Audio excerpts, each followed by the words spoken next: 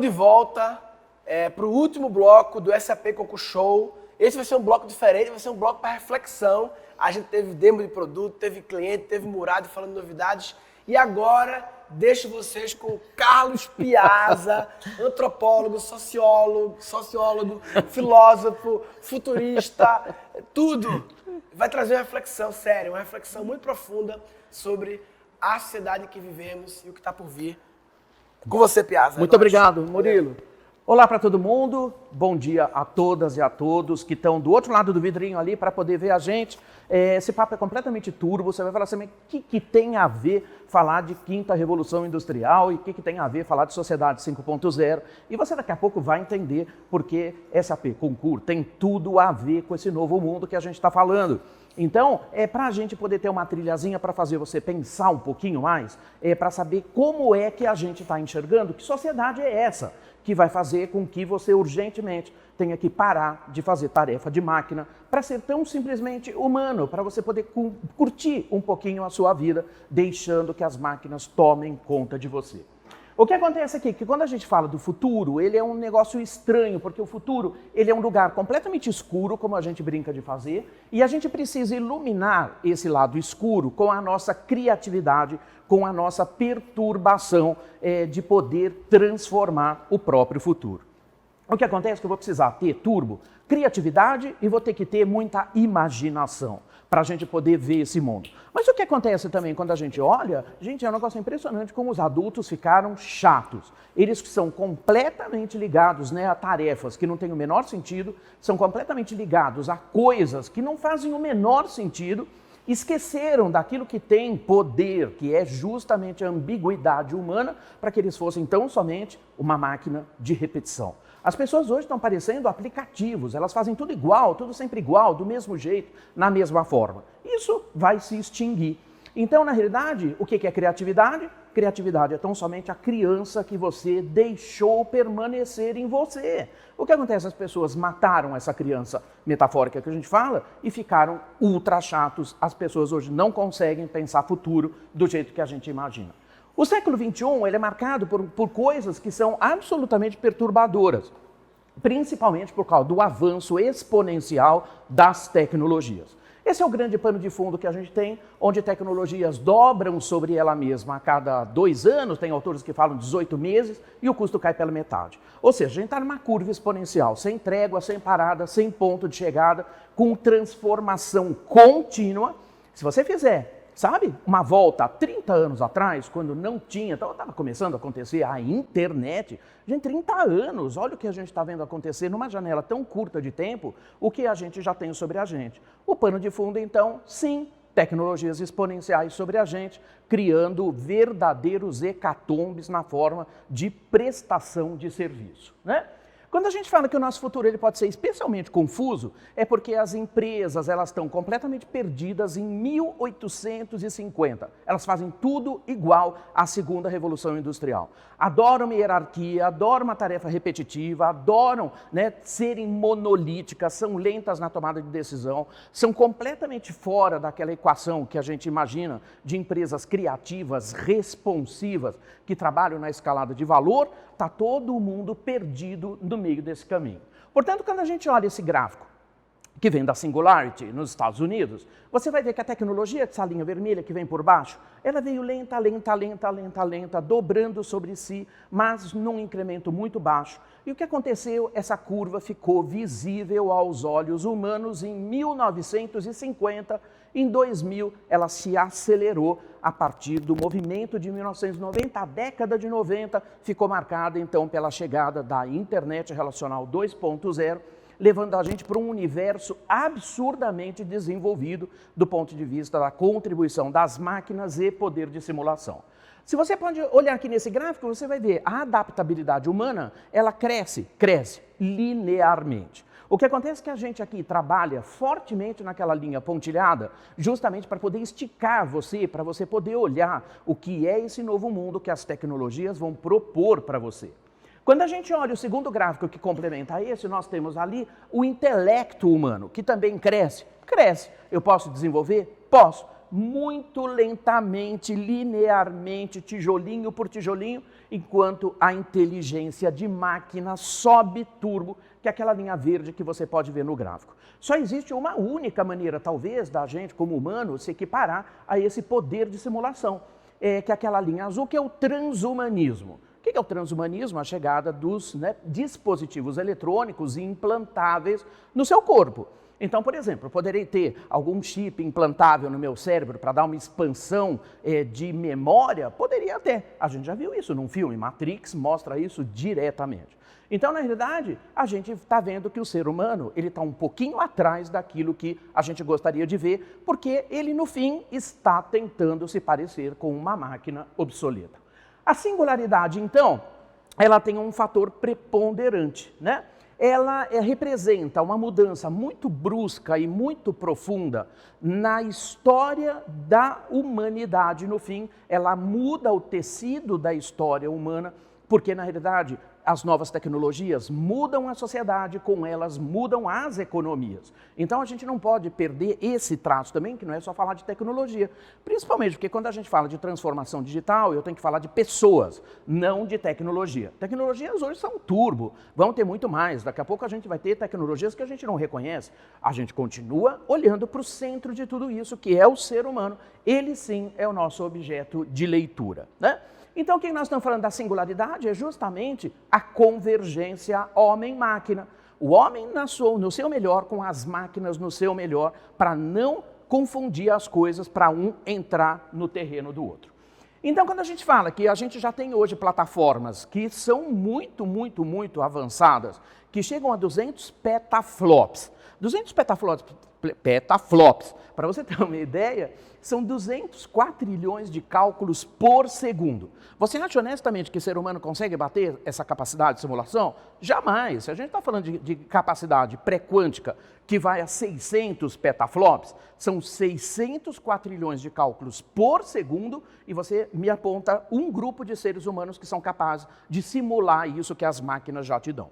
Com a chegada do germanium, que é um supermaterial monoatômico, ele é 10 vezes mais rápido que o silício, daqui a pouco a gente pode ter tudo isso multiplicado por 10, então você imagina 6.000 quatrilhões de cálculos por segundo.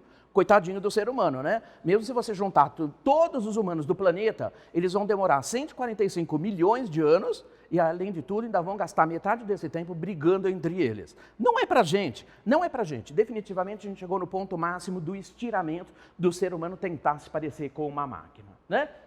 Bom, quando a gente olha, a tecnologia vem turbo crescendo exponencialmente sobre a gente, as pessoas se ressignificam a partir das novas tecnologias e a gente vê que as empresas vêm um pouco atrás e o ambiente regulatório legal vem comendo poeira atrás, completamente rendidos. Como a gente viu com os patinetes, né?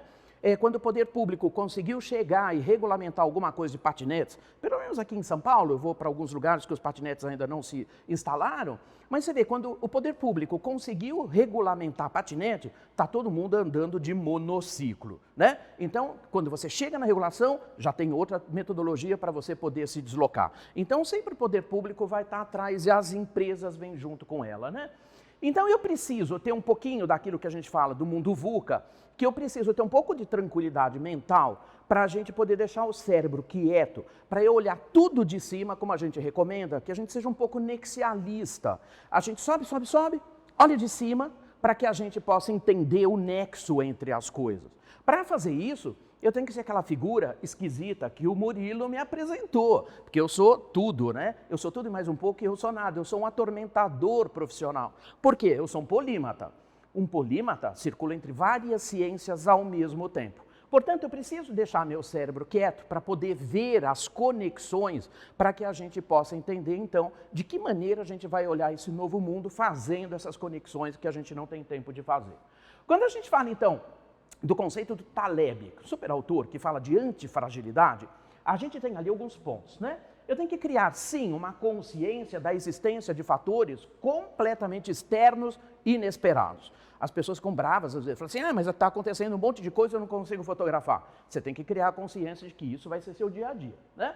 Eu tenho que encarar a aleatoriedade como um fato, né, completamente natural, né, e de alto benefício, porque se a gente não enxerga que a gente está numa escalada turbo. Alguma coisa está errada, você não capturou o radar de uma maneira legal, né? E ter flexibilidade extrema, quase alienígena, para você poder se valer do caos. O que acontece? O ser humano detesta o caos, ele foge do caos e agora tem que gostar do caos. Portanto, o cenário da antifragilidade vai deixar a gente turbo e eu vou ter que perder até a coerência sobre o que eu falo, porque eu vou ter que ter a coerência possível enquanto as coisas duram, porque esse universo é gigantescamente veloz, ele é ressignificante. As coisas têm sentido hoje e podem não ter amanhã, como você mesmo sabe. Quantos projetos você trabalha hoje que foram descontinuados dentro da semana?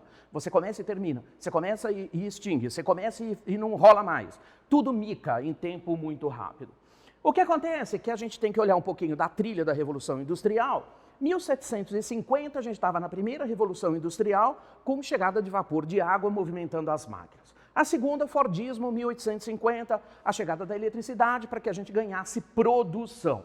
A terceira, chegando já na internet, com um pouquinho de automação, mas muito pouquinho tracinho, a quarta Revolução Industrial, que chega em 2012, confirmada pelo Fórum Econômico Mundial em 2016, como um fator econômico preponderante, onde a gente começa a ter sistemas cyber híbridos. Pela primeira vez, o ser humano começa a ver máquinas que pensam e fazem coisas sem que você precise ser relevante no meio do caminho, dando linha de comando para elas. Aí as pessoas ficam perturbadas com isso. Como é que pode uma máquina entender alguma coisa e pode fazer alguma coisa com uma informação que eu não dei para ela? Porque a capacidade que a gente tem de tecnologia hoje para machine learning faz com que as máquinas aprendam rapidissimamente com as interações das pessoas e com o aprendizado dela mesma. Então, a gente começa a ver que não temos muita gente programando isso. Estamos pisando na quinta Revolução Industrial, que representa o overflow da inteligência artificial em dois segmentos. A gente está na Narrow, são 3 degraus, estamos na Narrow, que é turbo, é mega turbo. Mas se você imaginar que ela é tão bobinha, porque nós temos a segunda, que é a geral, e temos a terceira, que é a superinteligência artificial, que essa dá um pouquinho nos nervos, porque ela pode fazer simulações que podem comprometer muito a vida do ser humano. Por isso, tanta discussão. Lei de propriedade dos dados, a lei geral. A gente fala sobre os anéis de defesa da inteligência artificial, porque a gente sabe que as máquinas poderão fazer simulações que vão muito além da própria compreensão humana. E aí, onde que estão as pessoas? Usando um notebook, que é uma máquina burra, perto do que a gente tem hoje, burra, inadequada. Gente, como é burro usar notebook para poder trabalhar, porque ela é uma máquina burra, ela é uma extensão para você ficar dando comando de máquina, porque o notebook virou sua extensão, não faz o menor sentido. Quando você olha para a estruturação do trabalho, você está na segunda Revolução Industrial. Você está em 1850, fazendo tudo igual. Você adora uma hierarquia, sempre para jogar a culpa, né? Empresas globais são maravilhosas, né? Porque sempre tem um cara global que você joga a culpa. Você fala, veio lá do globo, né? Alguém que mandou você fazer alguma coisa que você não queria fazer. Uma banana, a gente faz o que a gente quer fazer. Então, na realidade, quando hierarquias, job description, tudo isso está preso na segunda Revolução Industrial, porque foi no Fordismo que isso aconteceu, justamente para poder dar para a gente uma escalabilidade de produção. Então, as empresas hoje só têm na cabeça produção, produção, produção, produção, produção, e a quinta Revolução vai exigir que as empresas entendam valor, valor, valor, não produção, valor. E aí as coisas pegam, né? A chegada da quinta Revolução Industrial, então, ela é marcada fortemente, pela inteligência artificial, onde será possível fazer uma customização radical extrema, onde eu vou poder ser hábil para fazer uma solução que só serve para você, só serve para a sua empresa, e isso vai começar a acontecer entre nós.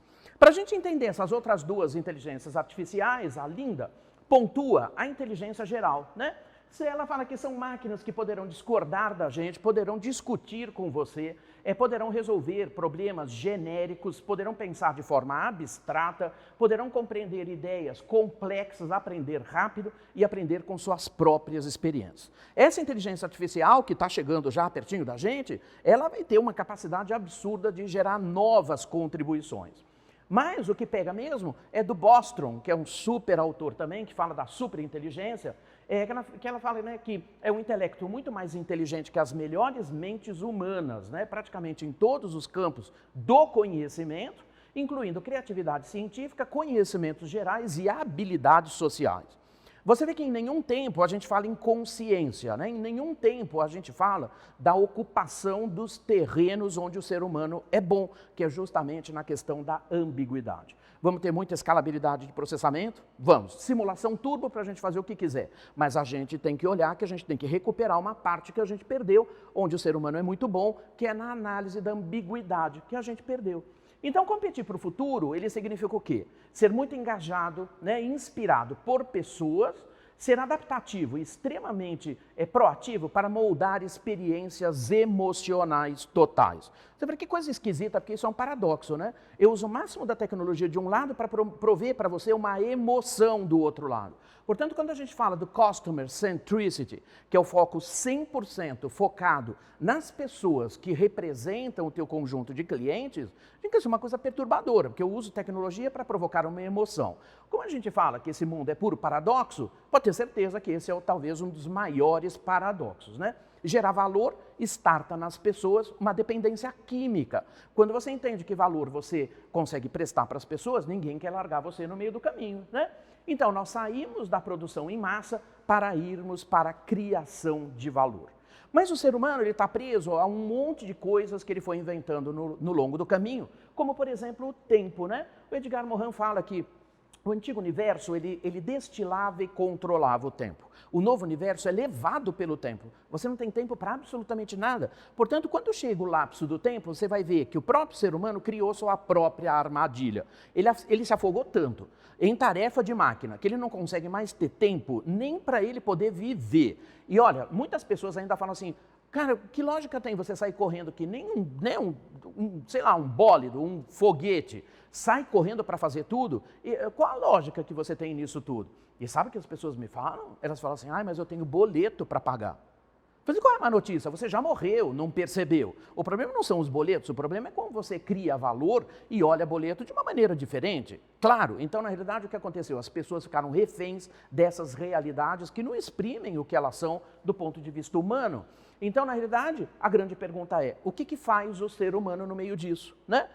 Chegou no ponto máximo do estiramento, onde a gente está vendo a escala de coisas que são assustadoras. Né? A gente vê que a gente vai ter o narcisismo, isso leva à síndrome de selfie, ao transtorno da personalidade dismórfica, do corpo dismórfico. Aí acontece tudo aquilo que a gente vê, velhofobia, a gente vê gordofobia, tudo aquilo que é ante a naturalidade de enxergar o ser humano, porque a gente perdeu a capacidade de enxergar o ser humano tão somente na essência dele. Eu tenho que ressignificar por todo o conjunto. Isso não faz o menor sentido.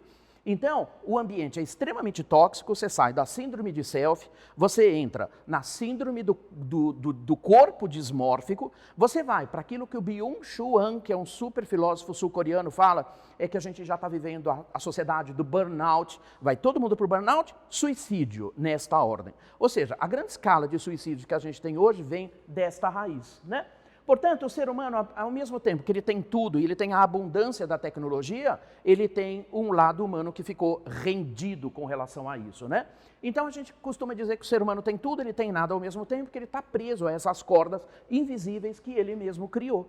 Então, o nosso mundo hoje hipermoderno, ele tem algumas características. Ele é altamente tecnológico, ele é extremamente veloz, ele é excessivo, as pessoas se voltaram ao excesso de coisas, a gente não se contenta mais em ter meia dúzia de coisas como se fosse, né, uma vida minimalista, a gente vive um segmento completamente desregulamentado, todo mundo tem voz, todo mundo tem opinião, todo mundo participa, vem as questões das fake news, da pós-verdade, desse ambiente que é uma verdadeira balbúrdia, vem do ambiente da desregulamentação e o narcisismo que chega, onde você vai encontrar a síndrome de selfie, que não faz o menor sentido, hoje no mundo inteiro matando mais do que a cocaína. Para você ter uma ideia, como síndrome do selfie é danosa, porque, tudo bem, vamos combinar? Se não sobrou nada além da sua cara, é porque você tem um problema, tudo bem? Então, a gente tem que enxergar isso como uma patologia dos novos tempos. Então, o nosso tempo ele é formado por alguns conhecimentos de alguns autores que a gente tem, né? A era dos extremos, do Hobsbawm. As pessoas estão sempre nos extremos, é um negócio impressionante. Ou são muito branca, muito preta. Sabe o que a gente brinca dizer? Que parece que os 50 tons de cinza morreram no cinema. A gente não vê ninguém tentando buscar consenso. Ou briga aqui, ou briga ali e sai para o pau, sai para o confronto. Isso não tem o menor sentido, né? A era do vazio. Você risca as pessoas com um prego duro, não tem nada dentro. Elas não têm nada dentro. Elas são vazias. Né? Quem fala muito sobre isso é o Lipovetsky. A sociedade da decepção, do Lipovetsky também. Todo mundo muito decepcionado. Decepcionado com a sua vida, decepcionado com o seu parceiro, decepcionado com o seu emprego, decepcionado com a sua jornada. Tem gente que nem queria nascer, está aqui não sabe por quê, porque não consegue pontuar o seu próprio propósito. Gente, esse mundo é de pura perturbação, né?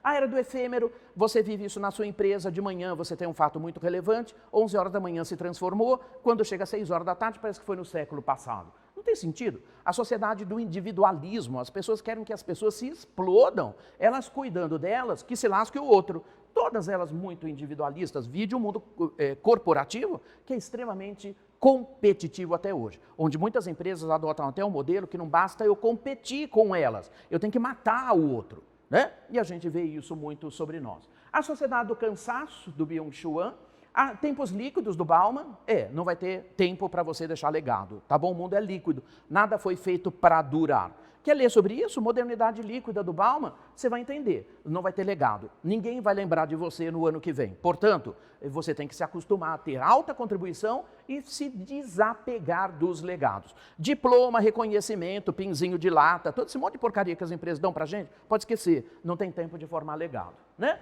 A gente fala de tempos de perplexidades e resistências, a gente fala desse monte de tecnologia, chega aqui a SAP Concur, mostra toda essa maravilha que tem aqui para livrar o seu tempo de coisa estúpida que você faz, e as pessoas ficam completamente maravilhadas, mas resistem. Elas querem, né, ter a todo custo uma confiança que elas não conseguem atribuir às tecnologias. E por último, né, Frei Beto, falando de era dos dias da depressão, onde você encontra tanta gente deprimida, tanta gente sem um significado, sem um pano de fundo para poder nortear a sua vida. Portanto, quando a gente volta no passado, Fiction Lab, inteligência artificial é recorrente. Né? A gente usa aqui o Dr. Spock, do Perdidos no Espaço, olha que loucura, 1965 eles viajavam na Júpiter 2 e se perderam no universo. Se você imaginar que a inteligência artificial e a robótica já existiam lá como uma pressão, estava dito, tudo está dito. A ficção mostra para você que está tudo dito. Portanto, a gente que oxidou nossa capacidade de fazer ficção não consegue olhar isso para frente. Então, a gente não deveria estranhar tanto que a inteligência artificial e a robótica chegassem sobre a gente. Está dito desde sempre. Então é só para chamar a atenção de você que não tem nada novo. A ficção já resolveu muita coisa para a gente. A gente é que não teve coragem de assumir a ficção como sendo verdade. Portanto, como fala o Gerd Leonhard, ele usa um termo que eu gosto muito. Ele fala assim, olha, science fiction is becoming science fact. O que significa isso? Ficção científica está virando, né, o fato do seu dia a dia. Portanto, quando a gente fala da quinta revolução industrial, o que ela significa? A convergência homem-máquina. É o melhor do ser humano com o melhor das máquinas trabalhando em harmonia, né? Isso significa que a gente vai ter tempo, né? E isso dá para a gente uma escalada muito grande para que a gente possa chegar naquilo que a gente falou da hipercustomização radical extrema. Eu deixo as máquinas fazendo simulação e eu, como humano, uso a ambiguidade para poder projetar o que eu quero para os negócios, né?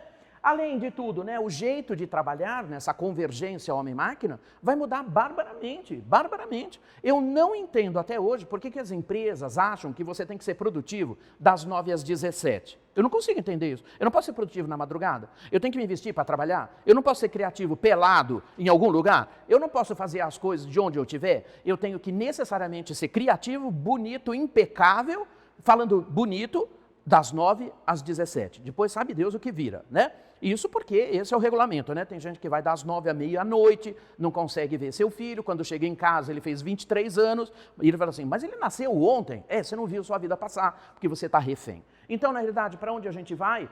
A gente vai para um segmento muito diferente, com a convergência homem-máquina, onde você tem que entender que você tem que dar para as máquinas tudo aquilo que você amou fazer no lugar delas, para você ser tão simplesmente humano e tomar decisões de humano baseados na ambiguidade. O que acontece? A gente nessa conjunção vai trabalhar muito menos, nós vamos ser 10 vezes mais produtivos usando só 40% do nosso tempo. Para onde a gente vai? Para o ócio à base de 60%. Mas será que você aguenta a bucha de segurar o ócio à base de 60%? Quando você não tem nada para fazer, teu cérebro fica te traindo.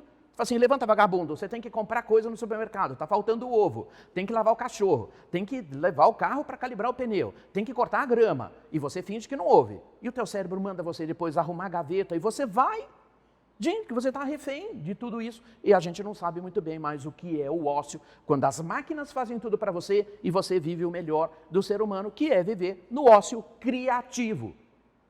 É para onde a gente está indo. Portanto, isso significa, né, um tempo a mais para a gente cuidar da gente, cuidar da vida, buscar um equilíbrio possível para justamente você viver o melhor. Segmentos do varejo que estão vindo com muita potência, arts and crafts, tudo aquilo que tem o toque humano, do imperfeito, do artesanato, que é feito pela mão do homem, tudo aquilo que é feito especificamente para você, da gourmetização da cerveja, do hambúrguer, da comidinha, o ato de você cozinhar numa panela de barro para os teus amigos, tudo isso está junto desse lado humano de você lidar com o imperfeito. Beauty and care, finalmente sobrou tempo da gente ficar bonito. Vamos cuidar do corpo e da alma e da cara. Finalmente sobrou tempo da gente ser bonito. Turismo e entretenimento com algumas variações.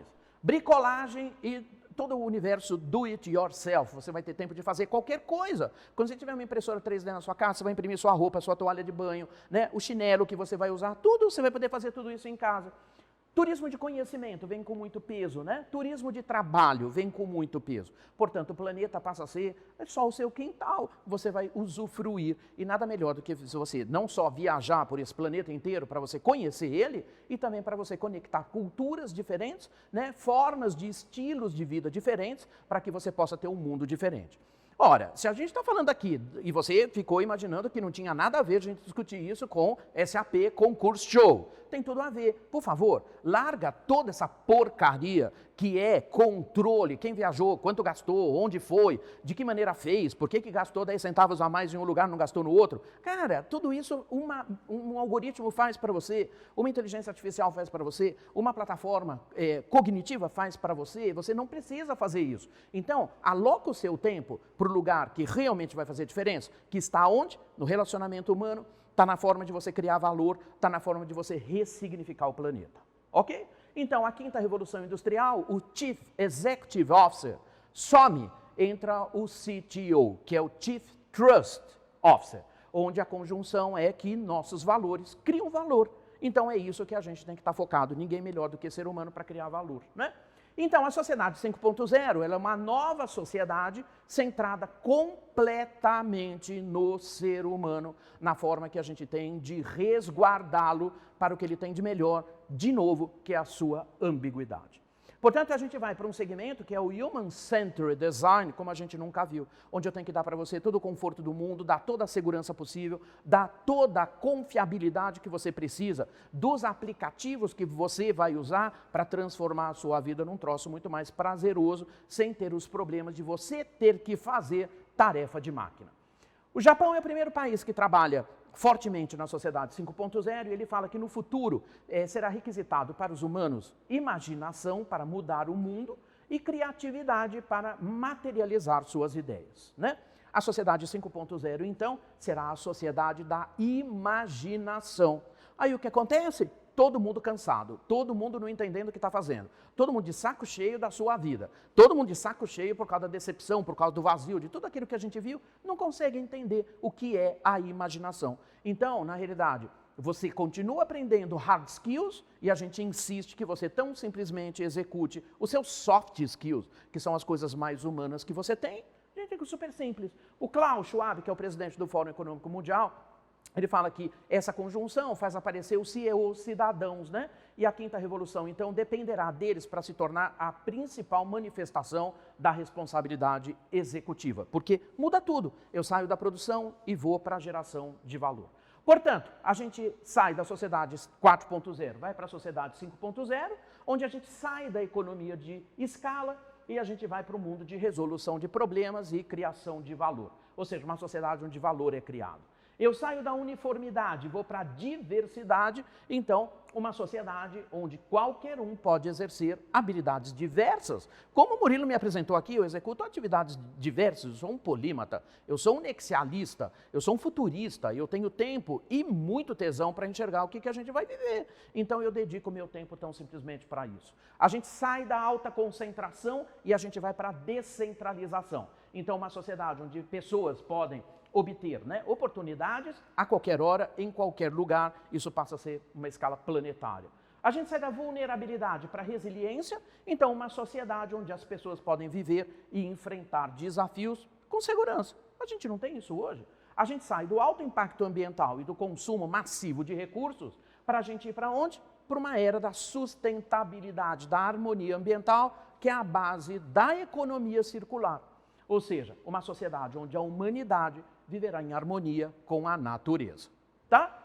A jornada humana, então, o que ela vira? O viver, o trabalhar e o aprender, que você dividiu maravilhosamente bem, volta a ser uma instância única. Você não sabe se você está aprendendo porque isso é a expressão da tua vida, você não sabe se você está vivendo porque você é muito perturbado, então você está trabalhando ativamente para aprender, para poder ressignificar o planeta, tudo isso passa a ser um objeto único.